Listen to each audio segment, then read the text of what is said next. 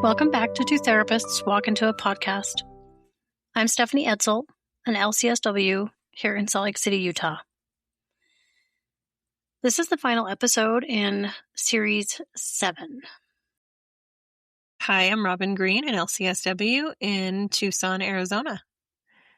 And this is the last episode in our series. And across this series, we've explored how fear, shame, obedience, intuition, leaving, and grief shape the nervous system, especially when belief systems were enforced rather than chosen.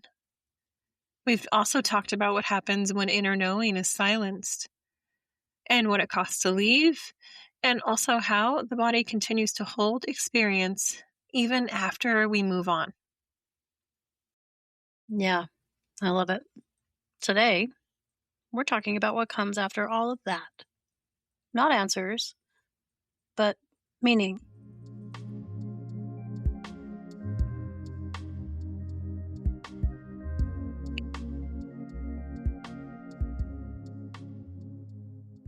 And as always, let's take a moment to arrive. Let's allow this moment to land however it needs to. Showing up for yourself. And just noticing what that feels like in your body.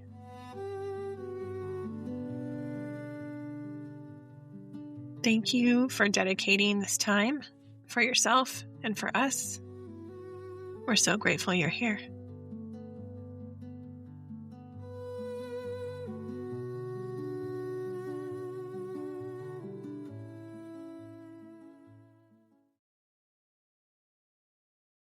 One of the quiet questions people ask after leaving is, what's mine now?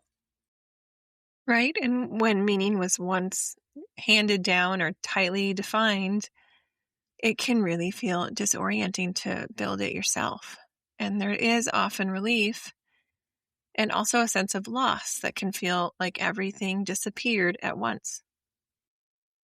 For many people, religion didn't just offer belief. It offered purpose, community, even a framework for why things mattered. Losing that can feel like losing the ground underneath you. That crisis makes sense to me. And spirituality can be a lot of different things. In many religious environments, it was narrowly defined. That can make it hard to know what spirituality even means once you leave. And there's a phrase that some people find helpful. Spirituality is what you discover after you've been through hell. And religion is often about avoiding it. If you lose the structure that once gave your life meaning, it's common to feel like you've lost all purpose. And that doesn't mean that meaning is gone. It can mean that that old container fell away. And meaning doesn't really require that coercion, hierarchy, or fear. It can show up in being moved, in grief, in care, in moments that touch something deep without asking you to submit or perform.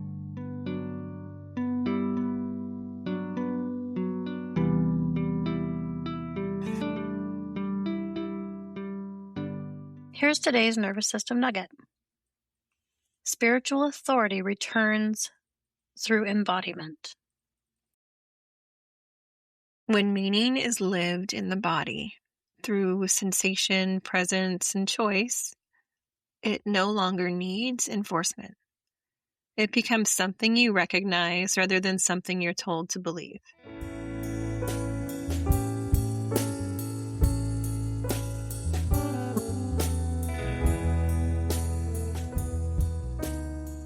Rebuilding meaning doesn't require certainty or grand declarations. Right? It often starts with noticing what moves you. And that can look like music, nature, moments of honesty or connection. These can be spiritual without really needing a name. Exactly. Nature, especially, offers belonging without demand, cycles, change, presence. Yeah, simple rituals like walking, lighting a candle, or marking transitions can help meaning grow slowly. Not really to define it, but to make space for it.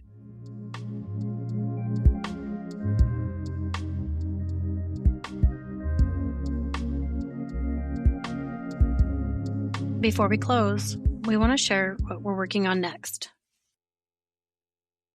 Our next series will focus on autoimmune conditions and women.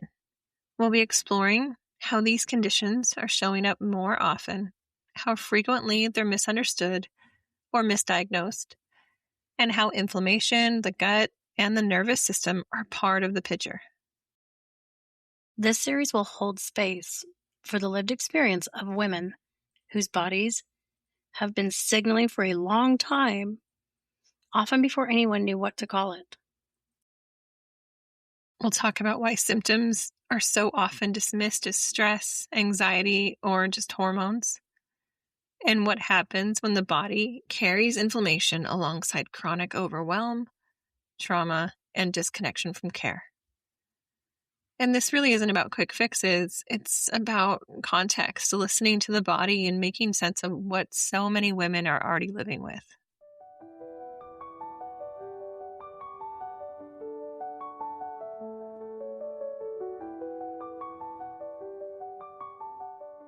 If you're rebuilding meaning slowly, you're not behind.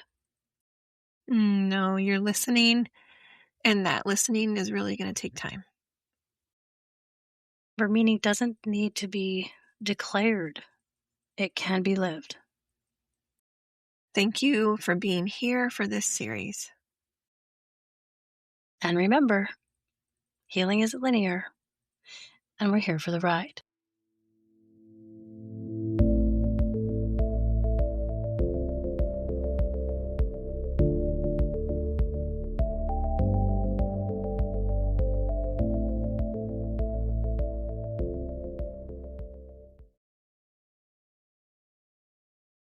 This podcast is for educational purposes only, and it is not a substitute for therapy, medical care, or professional advice. Listening to this podcast or this episode does not create a therapeutic, clinical, or professional relationship with us.